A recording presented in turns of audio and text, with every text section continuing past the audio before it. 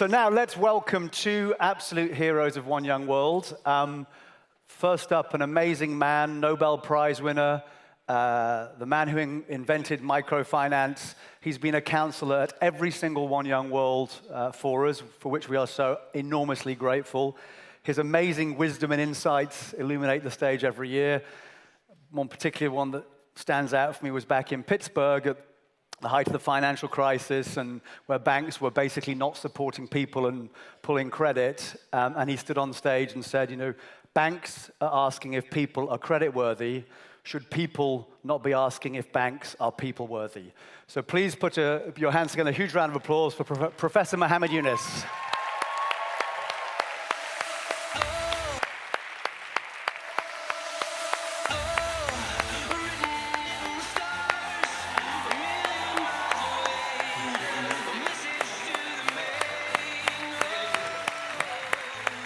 And with him, our dear friend, the founder of the Grumeen Creative Lab, energetic, passionate, loyal, crazy, Hanz Reitz. Hanz Reitz.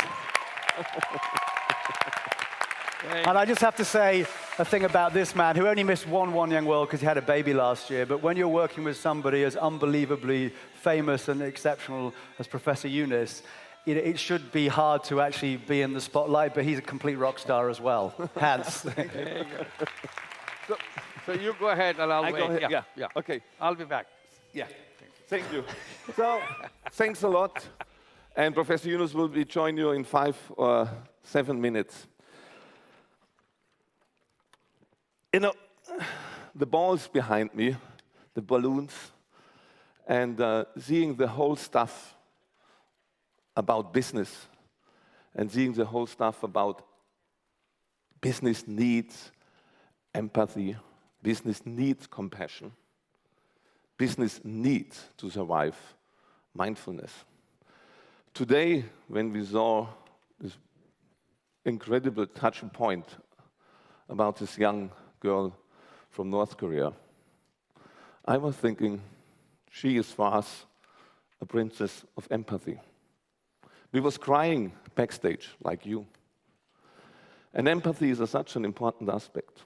So of course, we talked now the last days so much about what's going on, what's wrong, what makes us sad, what makes us angry.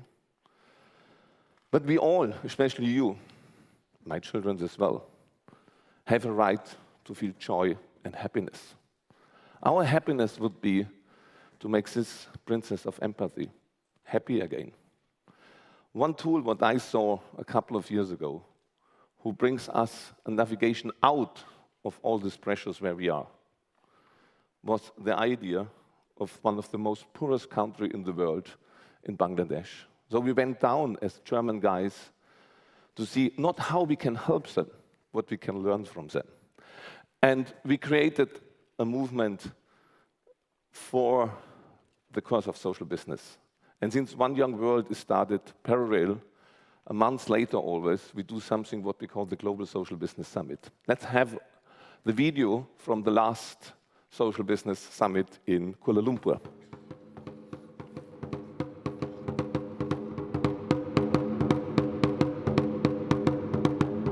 We are back again here to see where we are, how far we want to go, what is the next we want to do.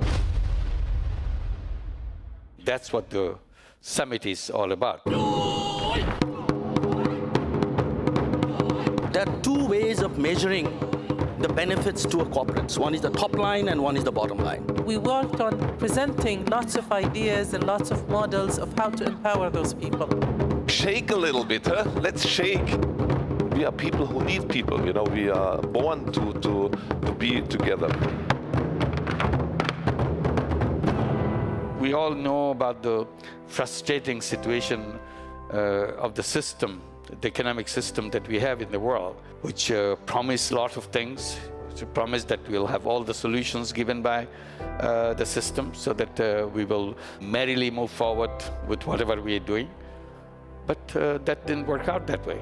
Helping the social entrepreneurship is our intentionally chosen method that kind of position ourselves to be part of building the local economy. And we want to create the social business knowledge network and expand all the social business practitioners around the world. It is the platform to know, build, and run the social business. We help get the beautiful, wonderful ideas of social business outside to other places, to other countries. We can only make a small dent in someone's life. For me, what matters is whether the quality of that education, whether some kind of innovation happens in that education or not. We dream about a social stock exchange where the investors would have access not only to a very acute, updated, precise, and verified financial information about the economic situation, but something with the same quality, the same accuracy about the social aspect and the social impact. People are bubbling with social issues, want to do things for Brazil. 80% of the wealthy concentrated in just 5 to 10% of the people. We have all the resource, and we have a lot of young people very enthusiastic about changing the world. What do I want to contribute to? How do I relate my job as a manager and my life as a person? This project was a very moving one this year, early this year, with the United Nations Refugee Agency. We set up 2 refugee tents and gave homeless people and poor people a place to stay. Fire away, work away, have a little debate at the tables and make up your 2 entries. Lakukanlah nya dengan penuh gembira dan bahagia. Wow. If you don't understand what that means, it's basically do it with joy. If you're social business, if you're small, you often have the advantage of being faster. It is live. We have every intention of turning it into a social business. More innovative. In only 1 generation, everything changed. More courageous. So that we can say that a bunch of under 25-year-olds in about 6 hours, skipping out on our workshops, built and launched a social business at the Global Social Business Summit 2013. If we unleash the young people, empower them, support them, those problems will be addressed. They are the key in the whole picture. And where will the next summit be? Where the drums are beating someplace. Mexico City.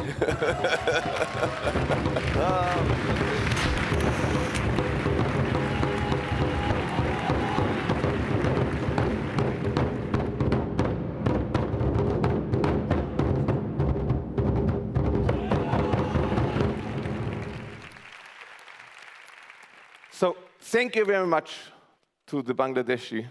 Thank you very much to the whole Grameen family to give us this inspiration for the whole world. You know, we Germans bring engineering in the world.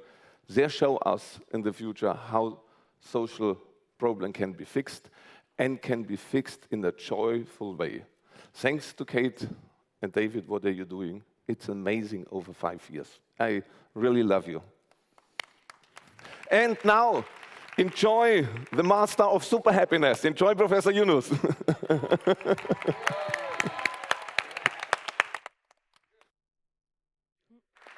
Well, welcome to Mexico City. Get ready to come to Mexico City. That's where we'll be meeting. Yeah. How many of you are coming? Not a good response. That will be fun, like we did last time in Kuala Lumpur. Now we'll be having in Mexico City, Social Business Summit. Everybody will be there. But what is this social business? They always talk, social business. How does it make a difference in the way that we live, we think, we act? Is it something different, or is it just a new packaging of the old stuff? That's what we need to know before we figure out whether we want to go to Mexico City or not. You remember microcredit? Are you familiar with microcredit, microfinance? Yeah, you are. So that's something started, tiny loans given to poor people. And out of that, we created a bank called Grameen Bank, very small bank at that time. Now it became big bank. Grameen Bank now works all over Bangladesh, has 8.5 million borrowers, mostly women, 97% of them women. And that idea of microfinance is spread all over the world. Now it works in every single country, even including in very rich countries, in Europe, in North America, in South America, and so on. We work in United States. We call Grameen America. We have 8 branches of Grameen America in New York City alone. There are 25,000 women who are borrowing from Grameen America. Average loan is $1,500, and their repayment record is as high as anybody else could make it, near 100%, 99.4%. So that idea has spread in other cities. So we have branches in other cities like Omaha, Nebraska, Los Angeles, San Francisco, Charlotte, North Carolina, Boston, and several others. Same thing. What is the difference between microcredit and the conventional banking? There are many differences. I joke about saying we created Grameen Bank just looking at the conventional banks, how they do it. Once we learn how they do it, we just do the opposite. And it worked. That's a fun thing, because when you see something working, you never challenge it. You think that's the only way you can do it. But the fact that once you reverse it, you do the other things, you get things done which was never done before. Because this machine works in one direction, which is the direction of the rich people. So the conventional banks that we see around us literally can be called bank for the rich. That's why probably you are familiar when they try to explain what we do, Grameen Bank does, they said, it's a bank for the poor. So that makes all the difference. So the bank for the poor does things completely differently, completely opposite way than the bank for the rich. Otherwise, you cannot do what is being done for the poor people. So this is how you reversing things is very important. Then all of a sudden you make it happen. In that reversal process, when you change everything around, like big banks, bank for the rich, go to the rich people, richer you are, more attractive client you are, you reverse that. You say, poor you are, more attractive client you are. If you're the poorest, you are the most attractive person we can get. So it's a reversal. Conventional banks try to go to the men. Grameen Bank, the poor people's bank, go to women. Rich banks go to the city center. Grameen Bank goes to the remote village. And every aspect of you see is very different.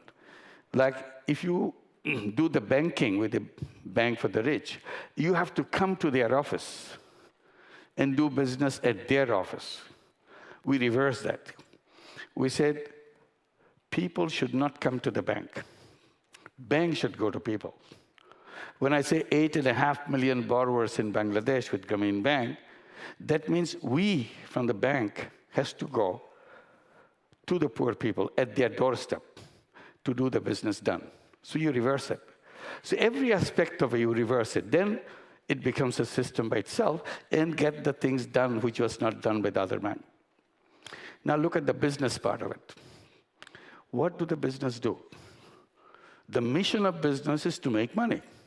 That's what we are told. That's what we do all the time.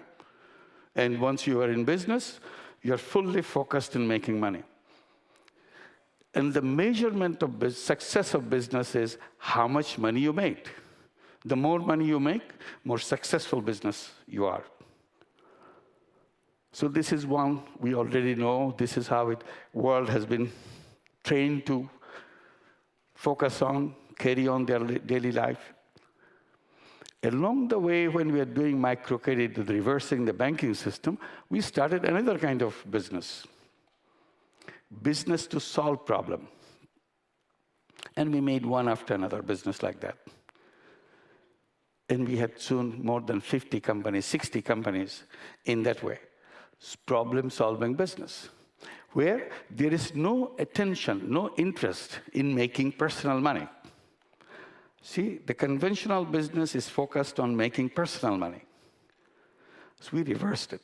We said, forget about personal money. things are happening in the world which we are feeling terribly upset about cannot be solved by the business which creates them. So we have to reverse the business, come out of that business, and do something which will solve those problems. What are the problems? We always talk about all those problems. Poverty is a problem. Unemployment is a problem. Dependence on the state charity is a problem. Healthcare is a problem. Environment is a problem, a massive problem. So all these things are done in the way we created the world as it is. So if we can tinker with it, try to amend a little thing here, adjust a little thing there, but the machine keeps on cranking out the same thing as it is before.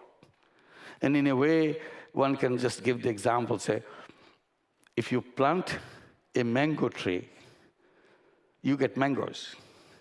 You can't get apples from a mango tree. So if you're trying to find another kind of fruit, you have to plant another fruit tree, which produces that fruit. So today, as if we are trying to get a different result from the same system, it doesn't happen. And a massive problem of the present system is income disparity. Enormous income disparity. If you take it, the people at the bottom, people at the top, you read it every time, you're horrified by looking at those income disparities.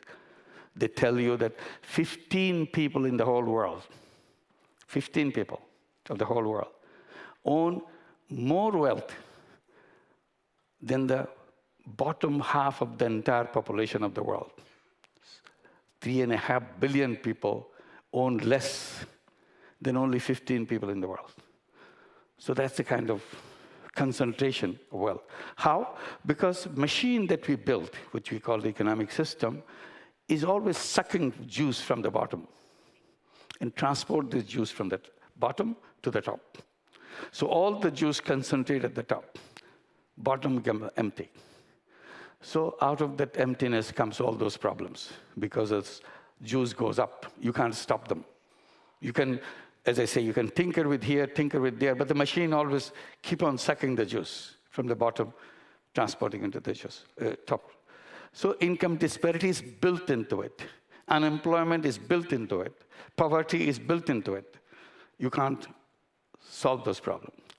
That's not what we were doing when we are trying to do microcredit, Grameen Bank, and so on. We look at the problem and try to come up with a solution. Not as a theoretician, it's just a practical thing. We can take this a step and get it done. How did microcredit start? Is it a research thing that we do? No. Simply, we saw lots of loan sharking taking place in the village, right next to the university where I was teaching. And it's a horrifying scenario, how people squeeze out every drop of their juice from the poor people and take it from themselves, which are well-off people. And you can't do anything about it. You feel totally helpless. How do you solve this problem? And I was furious to see those things happening right in front of my own eyes. Then I thought I can solve this problem. Not for the whole world, but few people in this village. How? Why don't I lend the money myself? If I lend the money myself, people can come to me. They don't have to go to the loan shark. So the problem is solved. And I immediately started lending money out of my own pocket. I was not waiting for some big guy to come and give me money, or somebody to donate, have a big research proposal or big project proposal to raise funds, nothing of the sort. Simply whatever money I have in my pocket, I started giving it.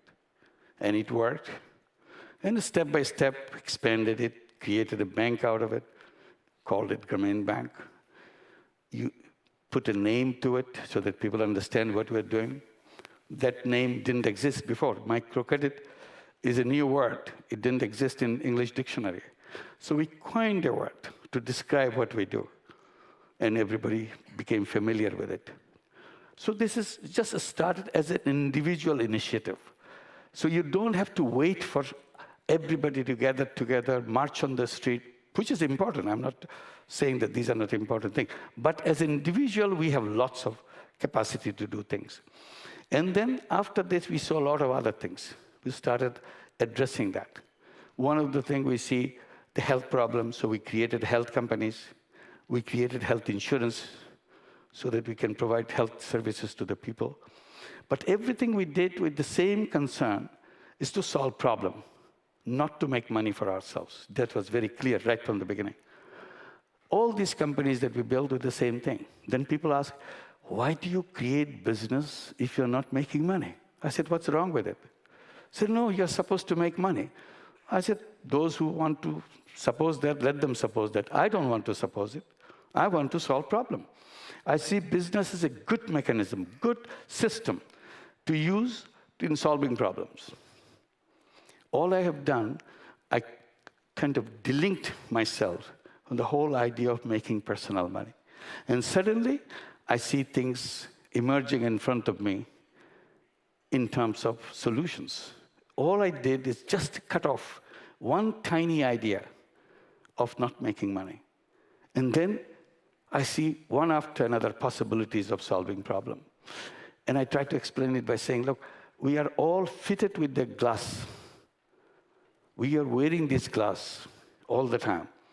That's a profit-making glass. We look at the world, how to make more money. Everybody is fitted with this in our education, in our family, in our daily experience. We are told you have to make money.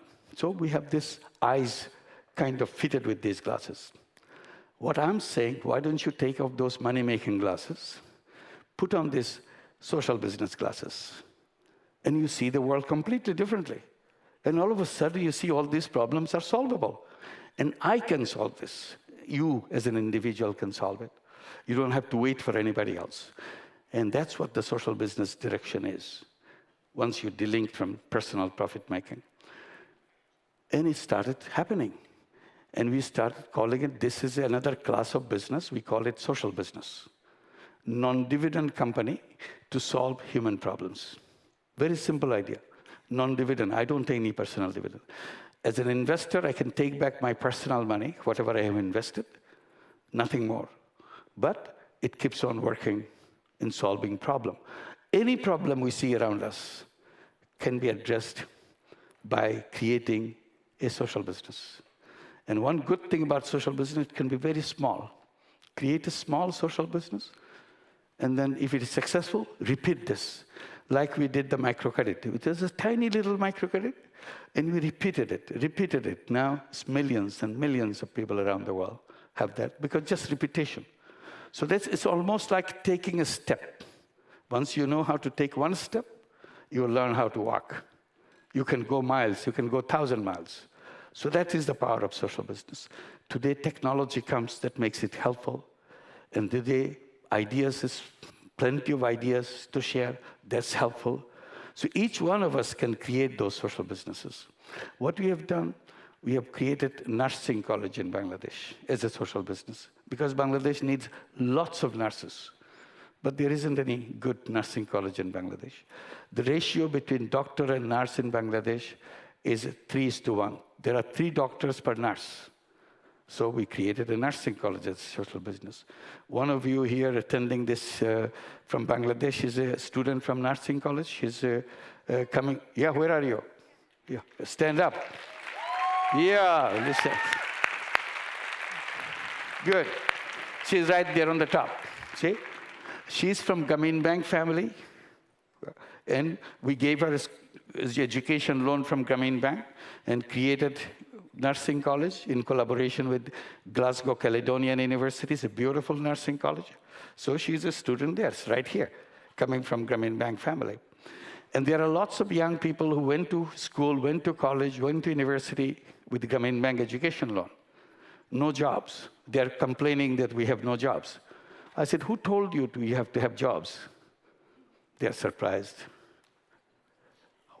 Everybody tells us that you have to have a job. I said, no. Why should you have to have a job?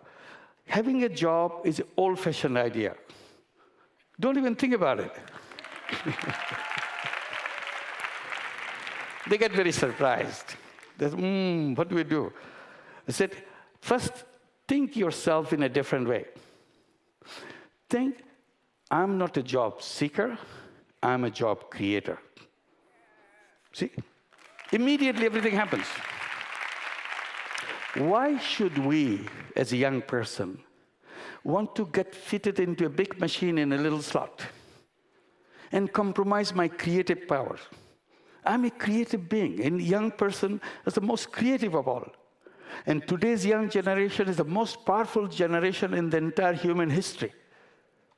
What a power that is. Because you have the technology, you have connectivity and so on. So you are prepared to do a lot bigger thing. Then you just take for a job. And what does a job mean? You get into a slot there and do whatever is instructed for you. You don't design anything because you start at the very low end of the whole thing. So you are designed to do exactly what they're expecting you to do. You sacrifice your entire creativity. I said, this is not befitting to the young generation of any kind. And that's not befitting to any human being. Human beings are supposedly go-getters, creators, not taking a tiny job in something. And job for what? Job to make the shareholders of the company to make a lot of money for themselves. Is this the purpose of my life? To work in a company, to let shareholders make lots of money for it? That's the challenging thing. I'm a creative person. I can create my own thing. I create things which solves problems.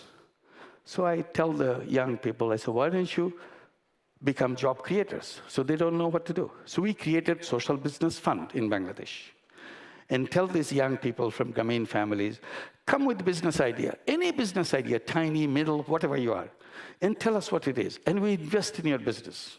Money is not your problem. We'll provide you the money. We become your shareholders. We become your partner. And let's do it together. One of you here present today from Bangladesh is one of those entrepreneurs who take money and starting a business himself. Is there here? Can I see somebody here? I don't hear him. But there's one who came from Bangladesh. Yep. Yeah, here it is. Give him a big applause. Okay? Now, hundreds of them, thousands of them coming with business ideas. We tell them, don't ever even think about job. Job is a tiny thing, it's not befitting to you. You do things your way. We create social business, and we give you the money, whatever money you need. You become successful. As you are successful, return the money that we gave you, not a penny more. Because we are a social business. We don't want to make money out of you. All we have to do, all we are trying to do, solve your problem so that you are launched into the orbit and become a full human being, solving problems. Problem of unemployment. You first solve your own unemployment problem by becoming an entrepreneur. Then you become a job creator. You hire people for yourself, and you solve other people's unemployment. Then you become productive in solving things for other people. So enormous capacity to do that. So once you put that into mind, suddenly you feel there shouldn't be any unemployment problem. And I ask the question, who created this unemployment problem? Suddenly young people didn't create it. They want to work. They're full of energy. Then system put a chain around us. All these young people, creative young people. So you're no good for us. Should the system tell us, young people, that we are not good for them? Or should we tell them that you are not good for us? You get away from us. We create our own world. I see we can create a world completely in a new way, where not a single person in the world would be suffering through the insult, humiliation of remaining unutilized. It's totally unacceptable. So we can create a world, there'll be no poor person. We can create a world where not a single person will be unemployed. And the word unemployment itself will be unemployed. Because you don't know where to use it. That was the end of it. So that's the challenge for you. Come up with the way, design things in a way so that you can create a world of your own. Don't accept the world that you have. If you accept it, you are finished. You are sucked into it. You defy that world. Say, we create our own world and make it happen. And social business will be helpful for you because that's what it's all for. Thank you very much. Now we have 4 questions for you from the audience that I think Thank you. So there are 4 of you who have questions. If the 4 of you who we've talked to already could take the microphones. And I think first up we have David Maningeon from France. Okay. We then have Cassie Delaney from Ireland, Johanna von Ritter from the USA, and Shazib Karol Islam from Bangladesh. So David. Hi. I come from France. First of all, Professor Yunus, it's a huge honor for me to meet you today, and I think from all the audience, you have been a true inspirational leader for me, and I'm glad to meet you today. Thank you. I'm really interested in how the new technology can solve the world problems, and all the problems like we've been discussing over the past few days here. And my question is, can you share with us some innovative and game-changing example of social business using new technology that you recently saw and that can really be scaled and have a huge impact? Thank you very much. Thank you. Okay, let me quickly, the use of technology, that's a whole issue for that. Today, technology is everywhere. If you take back during your lifetime, when you are since 10-year-old, you become exposed to technology. Even between the 10-year-old and what you are today, all the technologies have changed. In this period. Imagine what kind of technology you will have in the next 20 years. It will be science fiction technology. You press it and you are flying. Something like that.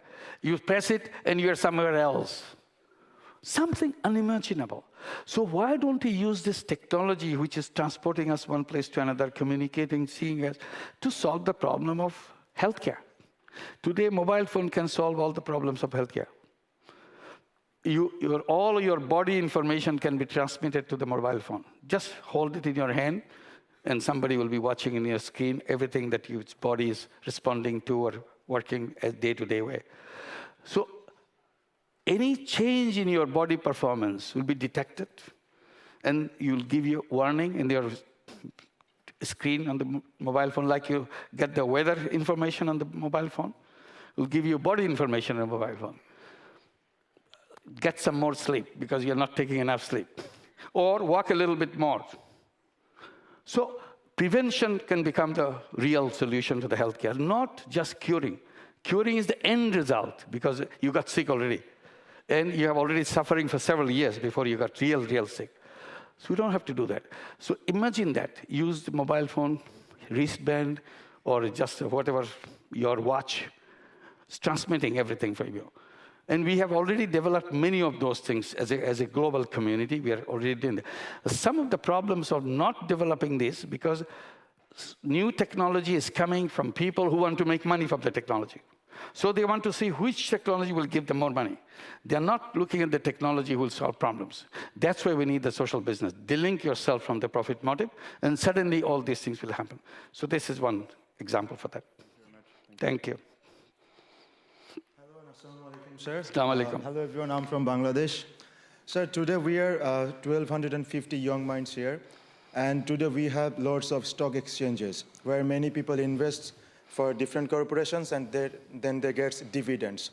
So how can a social business-led stock exchange empower more people, provide more opportunities to many people to invest in social businesses? Yeah, like you have the stock exchange everywhere. What you do, you go to the stock exchange to buy the share of the company which make you earn you lots of money. You sleep at night, in the morning you wake up, you made a lot of money. You didn't do anything. But you bought a share of someplace. So you go there, you want to make money. The moment you delink yourself from money making, you want to solve problems of the people, you don't go to the stock market because that's about money making. I said, why don't we create another stock exchange for social business? If you want to solve the problem of healthcare, you find out which company is trying to solve the problem of healthcare, not which company is making money out of healthcare. That's completely out of our mind. We are concentrating on the company which is making healthcare really coming to the people in a very affordable way, even a costless way. Healthcare can be made absolutely almost costless instead of enormous amount of money we spend there. So we need that specialized system where we'll have stock exchange which will be listing only the social business. Then people will come into that stock exchange to put their money to change the world, to technology, healthcare, unemployment, poverty, and climate change. Everything is there. So you buy whatever you want to put money into. As a result, those things will get a boost and make more things happen so that your ideas can be implemented to the stock exchange. Hi. From Dublin. In Ireland, we have a really good culture of youth trying to use social business as a way to end youth unemployment. But the problem here is that philanthropic funding is at an all-time low, so it's really competitive. So I suppose, what are the alternative options for a young social entrepreneur when you need that startup funding? Yeah. First is the idea before even the money comes. Like one of the way I would formulate it, here is a company I designed which takes out 5 young unemployed person out of unemployment, because in business that I create, they will have decent opportunity to earn their income, and 5 people will be out of unemployment. It's a very simple thing. Then I say, who would like to invest? You say, philanthropic money is not coming up. We have tried in our work, we run some programs in Albania, in other countries, in Haiti, in Colombia, in Brazil, and so on. One we tried in Haiti, what we call crowdfunding. Put it in the internet. How much money would you need for this kind of thing? $20,000? $15,000? That's about it. So we put it in the internet. This is our idea. This is my idea. I need $15,000, 15,000 euro, and it will do this, this, this, this. We put this in the internet. First project that we put in the internet was $25,000 worth. It's an interesting project. I don't have time to explain.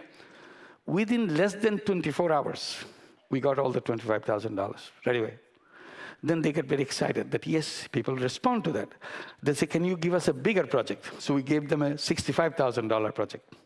It took 4 days to get this $65,000. Then they said, can you make it still bigger? So we gave them $125,000. It came in 3 days, $125,000. So don't give up. There are people waiting. It's connecting. You are the young people. You can go out many, many millions of people. Just $20,000, nothing. Each one is giving $50, $20, $100, and become $25,000, $125,000, and so on. So don't give up. That's it. Come up with idea. That's the whole thing. Hi. The question that I was selected for was actually about crowdfunding. So I'm going to change that a little bit since go you ahead, just go ahead. spoke about it. Instead of asking about that, I wanted to ask you a two-pronged question. First, as the pioneer of microfinance, what are the biggest challenges you see of it? A colleague of mine here was discussing how occasionally there are very grave consequences of microloans, going so far as suicide. Clearly that's an extreme case, but what challenges do you see on the ground with microfinance? And in addition to microfinance, what is the one other most powerful tool you see for driving local community empowerment? Thanks. On the microcredit side, there are one that I emphasize all the time. There's a right microcredit, there's a wrong microcredit. Right microcredit is based on what we call social business. People who are running that microcredit program are not doing this to make money for themselves. They are doing it to help people get out of poverty and so on. So the delink from the personal money making from the microcredit. The wrong microcredit is one who want to lend money to poor people to make a lot of money for themselves. That's a wrong microcredit. The problem that you see, the torture and also the thing that you hear about it, is all related to the one they want to make money. They want to get more things going, raise the interest rate so that they can make a lot of money, put pressure on the people. We don't call them microcredit at all. We say they belong to the loan sharking area. Microcredit was born to fight the loan shark. That's why I gave the example how it began in the beginning. It was to get rid of the loan sharks. So now some people are using the idea of microcredit to become loan shark. So that's where it creates all those problems. This is number one. Number two, one of the basic problems of microcredit today globally, and I mentioned the bank for the rich and bank for the poor. All the microcredit in the world, except few like Grameen Bank, are not banks. They're just NGOs. take money from somebody and lend money to somebody else. That is not what is the future of microcredit. Microcredit is a banking. So we have to have a banking license so that we can take deposits and lend money. Grameen Bank doesn't take any money from anybody. You just take deposits and lend money. It's a self-contained bank. It lends out $1.5 billion each year. Not a penny from outside. It's all mobilized inside the bank. So we need a new law. There is a law called banking law in the whole world. That banking law is to create bank for the rich. There is no banking law to create bank for the poor. That's what is missing. And the third point is the regulatory authority. You need regulatory authority to see who is behaving the right way, who is getting over those norms and the rules and so on. There is no regulatory authority in most of the countries. In Bangladesh, we insisted and we created a Bangladesh Microfinance Regulatory Authority so that there is a machine which looks out who is doing right way, how much is charging, who is cheating people in the name of microcredit and so on. So this is the most important part of it.